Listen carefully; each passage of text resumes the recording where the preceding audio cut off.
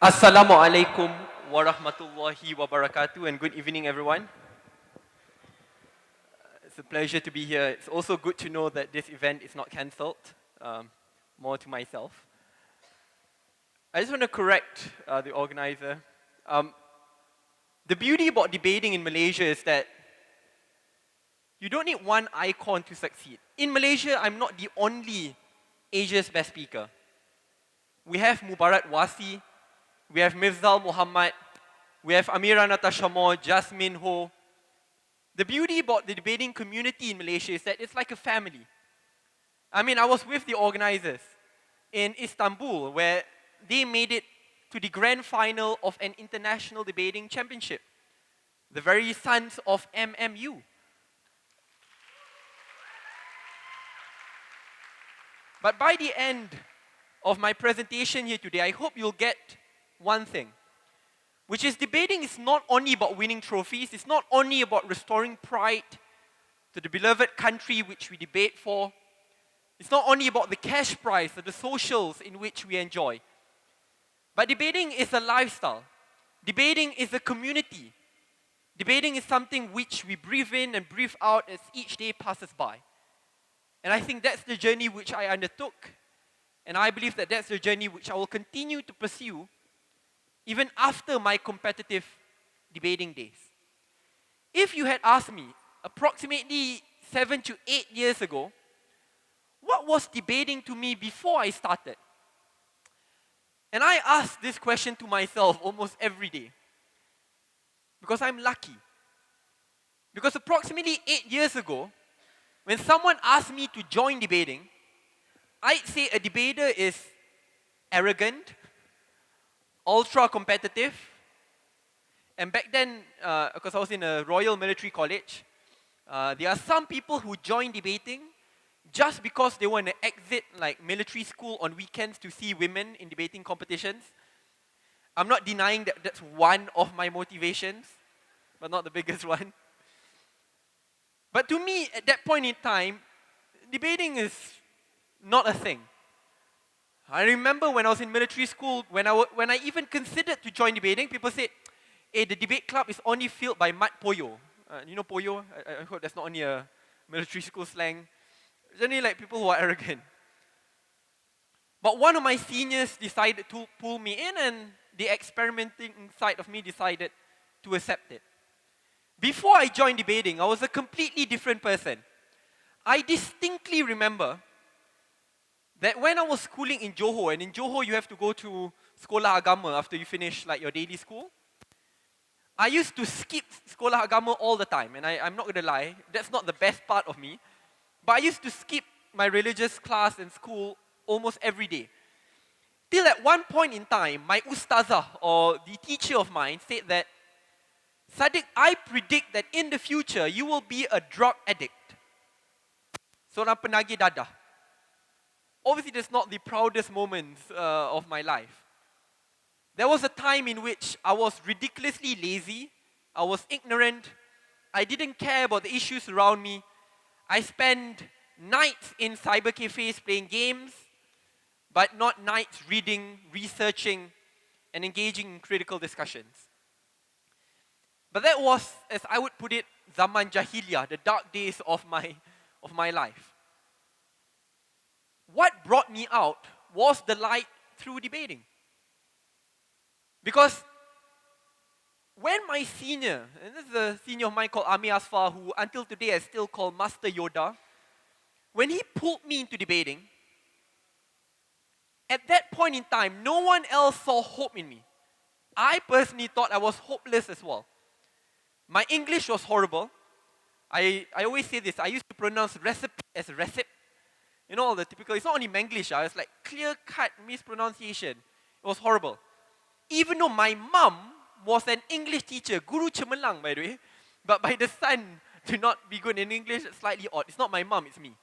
My knowledge was very thin. I always say that I once thought Africa was a country, and Egypt was a continent.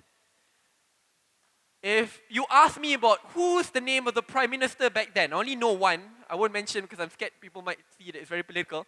But I don't know about the rest. I don't know my country's history. That was, again, Zaman Jahiliyah. But then when I got into debating, slowly but surely I started to disengage myself from that ignorant shell of mine. Because at that point in time, debating, if you ask me, was not about winning trophies. Because I never, ever imagined I'll be able to win trophies through debating.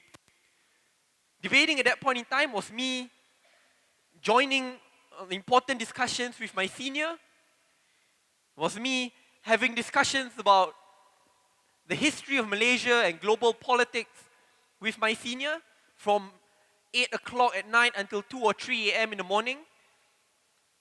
And from there onward, I slowly but surely moved into the more critical based discussions from where I was before.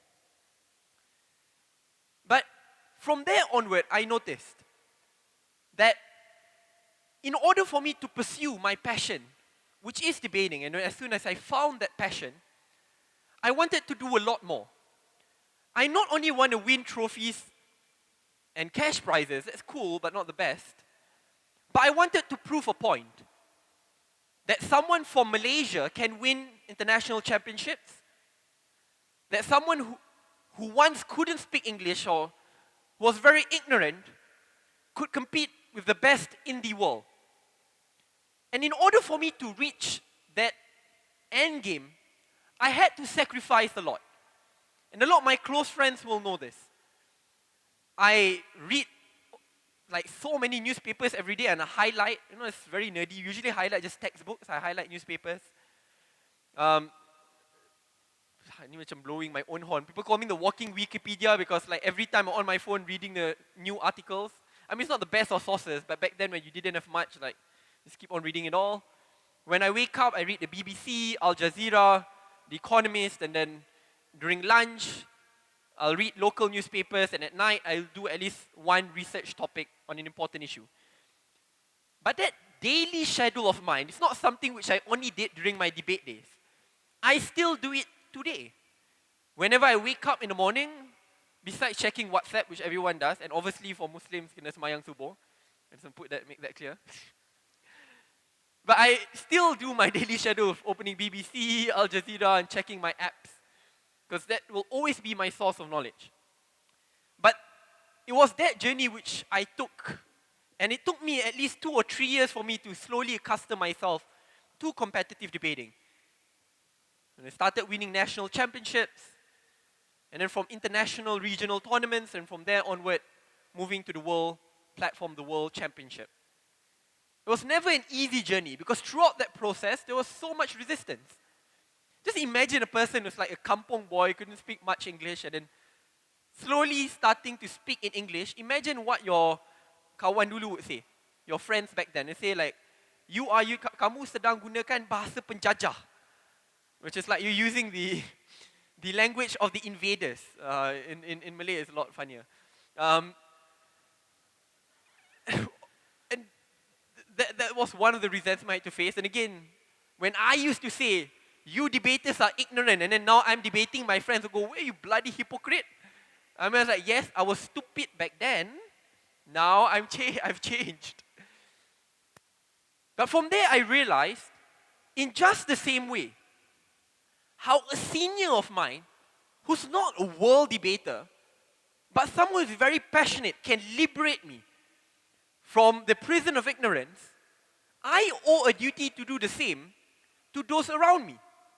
And that's why I disbelieve the notion that an individual is unable to bring change in their own respective ways.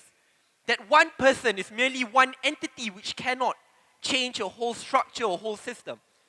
Because if that one person, that senior of mine can change me, why can't I do the rest? I'm here today because of what that person did, because obviously of my parents and the passion which I took. But that one person sparked that passion in me. And from there onward, I realized that I wanted to do a lot more. In just the same way, how debating liberated me from the prison of ignorance, back then, if you had met me back then, it's not only ignorance. I was ridiculously lazy. I was a bigot. When I say bigot, in the worst of ways. I'm sorry to the ladies, but I mean, in order for me to correct my past injustice, I have to be honest about it. Back then, to my sister, my kakak, I used to tell her that she must be a lady who knows how to cook everything. She must stay at home. She cannot be a female leader because women cannot lead. And I'm sorry, and I say that with a straight face, I'm sorry. That was me back then. I also used to believe that people who do not share the same race and religion with me will go to hell for sure. That there's no hope for them. That they are always subpar, substandard, and suboptimal in comparison to someone who shares the same characteristics as me. It was a painful experience exiting that framework. But eventually I did. But then I noticed that I can't be the only one. If I'm privileged to exit that circumstance, I must be able to share it with the rest. And from there onward, I no longer treat debating only as a competitive sport, but I treated it as a lifestyle. I treated it as a means to activate the activism inside of me. From there onward, I traveled from one country to another, and now I think it's almost 30 countries where I teach debating and public speaking and youth activism. And I always make it a point to go to countries where debating is not that prominent. I still remember my trip to Pakistan sometime last year, and that was literally 2 weeks after the Peshawar bombing. And when that happened, obviously when my mom knew that I was traveling to Pakistan, my mom was like, "Haram, you cannot go there. If you go there, you are sacrificing your life." And me being the disobedient child, which I still have not grown out from, I only told my mom that I'm going when I'm on the flight. Say, "I love you, Ma," and send a WhatsApp, say bye-bye. And next thing I know, I'm there. But I had to make sacrifices, obviously, because a lot of people sacrificed to get me to where I'm at today. And from there onward, taught debating and public speaking, and then from there onward, I was hired as a lecturer and also as a part-time debate trainer in my university, the International Islamic University of Malaysia. And that's a very unique place. And I can tell you this now because due to some hiccups along the way, not necessarily my fault, and now I cannot lecture anymore in public universities, but throughout that process, I learned a lot of things. For example, I had to teach those who had the same mindset as me 7 to 8 years ago.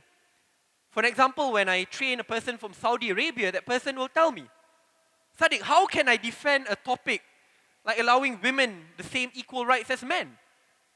Saddiq, how can I defend a topic which I'm not ideologically comfortable with?" But my answer is always the same. I said that if you can still hold firm to your principles, if it is right, even after critically assessing both sides, understanding it in a comprehensive fashion, and yet in the end you still maintain that principle of yours, that means you're not following something blindly, but you are an informed voter. You are an informed person. And from there onward, you can move forward. And that's why I never ever force a person to change his viewpoints. I always try my best to bring that person through that journey of self-discovery. Because I had to go through that journey. If from the start, I label the person as a bigot, as a racist, as a sexist, without attempting to engage that person, that means I will fail from the start to liberate the person or to at least bring that person on that journey of self-discovery. And from there onward, slowly hearts and minds are changed. And from there onward, I also realized that I cannot be the only one or the only debater who wants to treat debating as a platform for activism. I also want to ensure that other debaters share the same spirit and passion as well. And that's why whenever I give talks like this or whenever I attend debate tournaments, I'll always emphasize on the point that as debaters, we owe a moral duty and responsibility to assist those who are not given the same opportunities as us. That debating is a lot more than debating about critical, life-changing issues in the confines of a debate room. But debating is a lifestyle in which you carry outside of the debate room. It's something which you wear with you every single day, even when you go to sleep. I hope that's not blasphemous to say. Still, religion is important, just to point that out as well. I have to be very cautious in what I say nowadays. This is one of it. But from there onward, I see this trend becoming a reality. And in Malaysia, I see a lot more people doing this. And even, I know, even before me, people were doing this. But now, I think, alhamdulillah, now it's given national limelight. But whenever that's national limelight, I always say I'm not the only one. That's why I say there are a lot of other people around there. And I'd just like to share a few things, specifically about Malaysia. So, even though there are those who say that debating is not our culture, debat bukan budaya kita, but Malaysia has done a lot. We have won world championships. Just recently, the world championship, which I was elected as the chief adjudicator, I didn't debate, I was the chief adjudicator there. I'm glad to report that UiTM Shah Alam, a university which is continuously condemned. I'm not saying that they don't have problems and structural reasons, I'm not saying that, but in a way, despite facing those circumstances, 2 of the debaters from UiTM Shah Alam was ranked 2nd in the world. And that's brilliant. They took down the best debaters from Oxford, from Cambridge, Yale, Sydney, Monash, and one of my students, Amira Natasha Moore, was ranked the best speaker in the world. And it's not just an isolated event. There are so many cases. Last year alone, we broke the Asian record. They broke my record as well by winning the Australasian Championship. They won the Cambridge Varsity. But I know that these people in the end will not just stop on talking about debates and debate issues in debate rooms, but in the end, I know that they will be their own activists. Even if they don't choose to join politics in the end, that discussion alone will reach out in areas which it wouldn't have reached out before. And that, to me, what debating is really about.